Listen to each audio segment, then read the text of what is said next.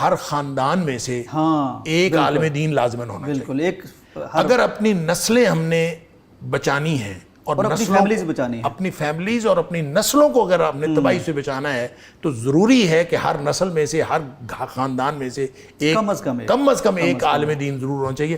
باقی لوگوں کو آپ بنیادی تعلیم پڑھائیں اور بنیادی تعلیم دے کے ان کو آپ اسپیشلائزیشن کرنے کے لیے ان کے ذوق پر چھوڑ دیں. وہ جو بھی اپنے ذوق کے مطابق پڑھنا چاہے پڑھے، سائنس پڑھے، وہ آرٹس پڑھے، وہ ہیومینٹیز پڑھے، وہ جو بھی پڑھنا چاہتا ہے وہ پڑھے، لیکن بنیادی تعلیم دینے کے بعد تو ایک آدمی کو آپ عالم دین لازماً بنائیں تاکہ وہ جب عالم دین بنے تو جو باقی لوگوں نے مسائل پوچھنے ہیں وہ اس شخص سے پوچھ لیا کریں. اور دین قائم رہے، آپ کے گھروں کے اندر دین قائم رہے، آپ لوگ دین کے اس مقصد کے ساتھ وابستہ رہیں جس مقصد کے ذریعے سے اس دنیا اور آخرت کی کامیابی ہے. ڈاکٹر صاحب، جب یہ جو بچہ پڑھ کے آیا ہے کسی فیملی کا، اب فوت تو ہونا ہی ہے کسی نے، والد نے، والدہ نے، جس طرح یہ جنازہ پڑھائے گا اپنی فیملی کا فرد کو دوسرا پڑھا سکتا ہے؟ دوسرا پڑھا ہی نہیں سکتا. جنازے یاد رہنے چاہیے. لہٰذا بے شمار باتیں اس میں. اس لیے میں یہ سمجھتا ہوں کہ ہر خاندان کو اس فکر کر لینی چاہیے اپنی نسلوں کی. قوا انفسکم واہلیکم نارا، اپنے آپ کو بھی جہنم سے بچانا ہے اور اپنے خاندانوں کو، اپنے اہل و عیال کو جہنم سے بچانا ہے.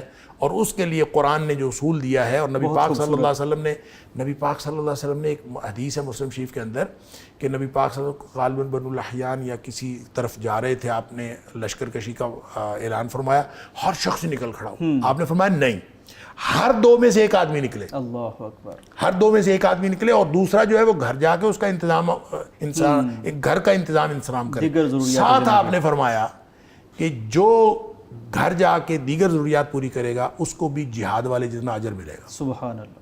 اب اس کا مطلب یہ ہوا جو بچے کو بھیجے گا، ہاں جی، آپ اگر ایک بچے کو بھیج دیتے ہیں دین کا کام کرنے کے لیے اور باقی لوگ اس کے معاملات جو ہے سنبھالتے ہیں، اور بے شک اگر وہ بچہ، میں سمجھتا ہوں، کوئی کمائی بھی نہ کرے، پہلی تو بات یہ ہے کہ جو دین کی طرف جائے سوال ہی پیدا نہیں ہوتا. کبھی مولوی بھوکا مرتا ہے، عزت، شہرت، الحمدللہ کیا سب کچھ اللہ تعالیٰ نے اپنے دین میں رکھا ہے. لیکن میں یہ کہتا ہوں کہ اگر اس کے جو مالی اخراجات جو ہیں اور جو مالی معاملات ہیں وہ دوسروں کو بھی سنبھالنے پڑیں تو اس کے دین پڑھنے کے اجر میں سارے شامل ہو جائے گا، سارا گھر شامل ہو جائے گا.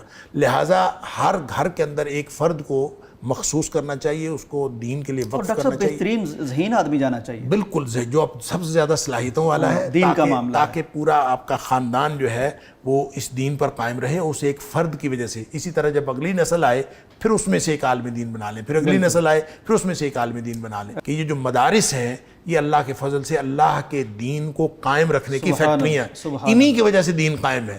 وگرنہ مغرب نے تو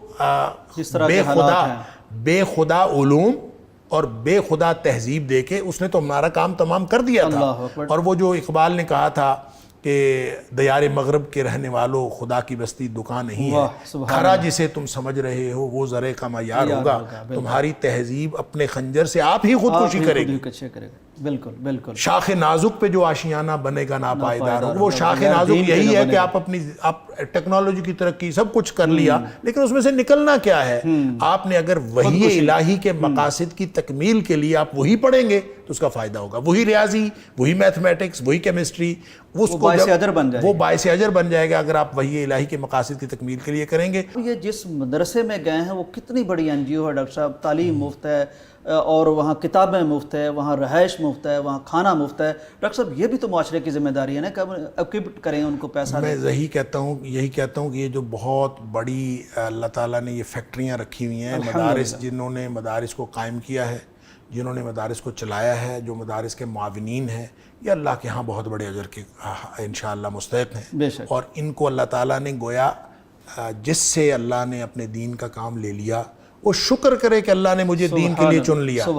جس کو قرآن پڑھنے کے لیے اللہ نے چن لیا، جس کو پڑھانے کے لیے چن لیا، جس کو اس کا انتظام و انصرام کرنے کے لیے، معاون بننے کے لیے، اور جو پڑھ نہیں سکتا تھا، بالکل ان پڑھ ہے، جاہل ہے، اللہ نے کاروبار کی صلاحیت دی ہے، پیسے کما لیے، اور اس میں سے وہ اگر پیسے دے کے ایک مالی تعاون کرتا ہے اس مدرسے کے ساتھ تو وہ بھی اللہ کا شکر کر کے اللہ تعالیٰ نے اس کو دین کے کام کے ساتھ تعاون کرنے والا بنایا ہے. یہ پورا ایک مل کے پیکج بنتا ہے اور سارے لوگ اجر کے اندر شامل ہوتے ہیں. سبحان اللہ. یہ جو مدارس ہیں یہ قیامت کو روکے ہوئے ہیں. حدیث شریف ہے کہ جب تک ایک بھی شخص اللہ اللہ کرنے والا موجود ہے قیامت نہیں آئے گی. مجھے بتائیے کہ ہم اپنی تجارتوں میں، اپنی دکانوں میں، اپنے معاملات میں کوئی ایسے لوگ تو تیار نہیں نہ کر رہے جو اللہ اللہ کر رہے ہوں، اللہ اللہ کرنے والے تیار کر رہے ہیں یہ دینی مدارس۔ تو یہ جو ہمارے تاجر حضرات ہیں، پیسے والے حضرات ہیں، میں بلکہ سمجھتا ہوں جس طرح ڈاکٹر صاحب نے بہت خوبصورتی سے بیان فرمایا کہ ہر فیملی سے ایک بچہ جائے، میں سمجھتا ہوں کہ ہر فیملی سے دین کا حصہ بھی نکلے کہ مدرسے میں جو لوگ پڑھ رہے ہیں ہماری طرف سے اس کے لیے کیا حصہ ہے، تو یہ ہماری قیامت کو روکے ہوئے ہیں، ہمارے لیے دعائیں کر رہے ہیں، یہ ہماری دنیا کو بہتر کرنے کا باعث ہے، ہماری آخرت میں کامیابی کا باعث ہے۔ تو یہ اس اہم موقع پر مختصر ہماری بات کو بہت سمجھیے گا اور اپنی یہ ذمہ داری ضرور ادا کیجیے گا۔ اس کے ساتھ ہی ہمیں اجازت دیجیے، اللہ تعالی ہم سب کا حامی و ناصر ہو۔ اجازت دیجیے، اللہ حافظ۔